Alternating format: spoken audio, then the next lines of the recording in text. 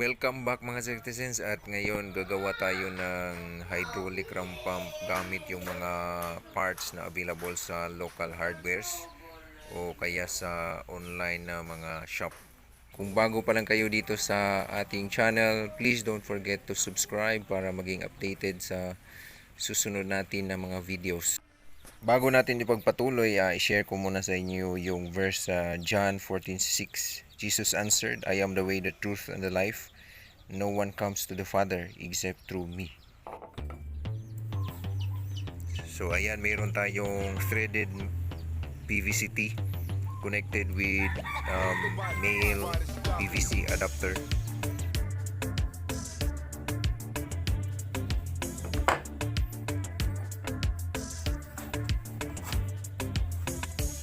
So dalawang units ng swing valve as our waste valve, at yung isa yung inline valve.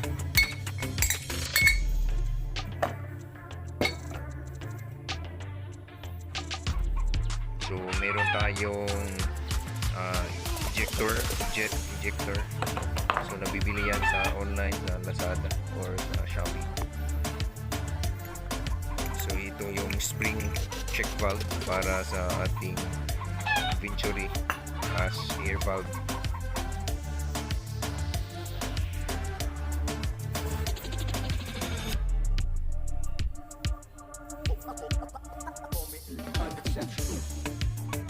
Meron tayong one-way na check valve para sa lift.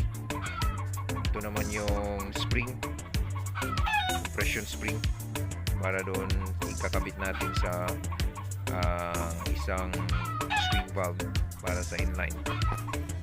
Meron tayong bushing reducer 2x1/2 GIT 1/2.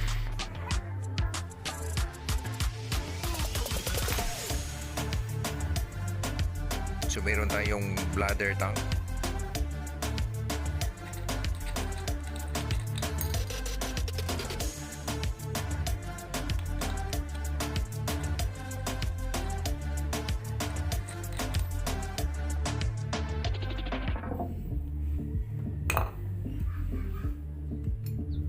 Of course, need natin yung pipe wrench at saka Teflon. Okay, let's start assembling mga selectors.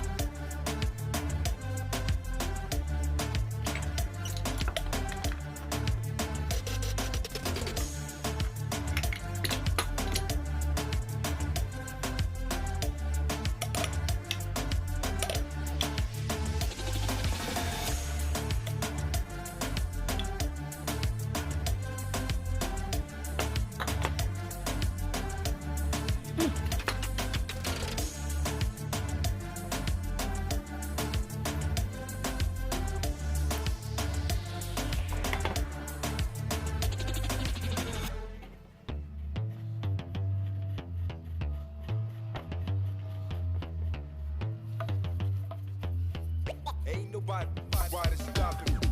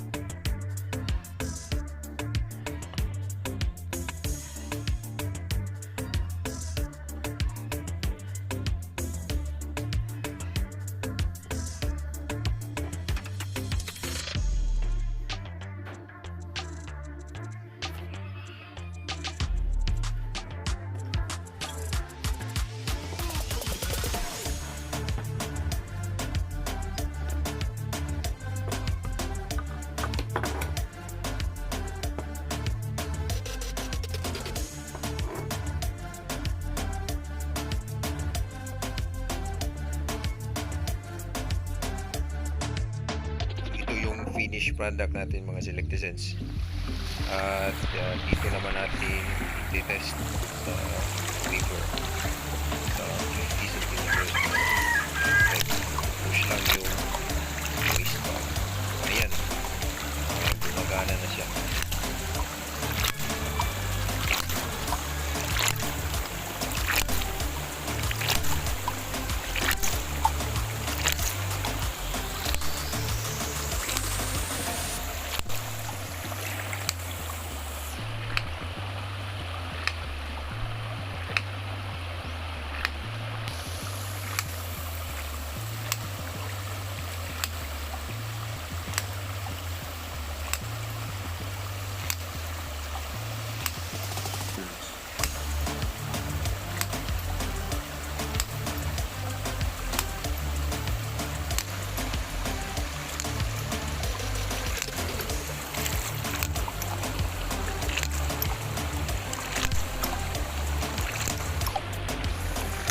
Sorry, ito mo.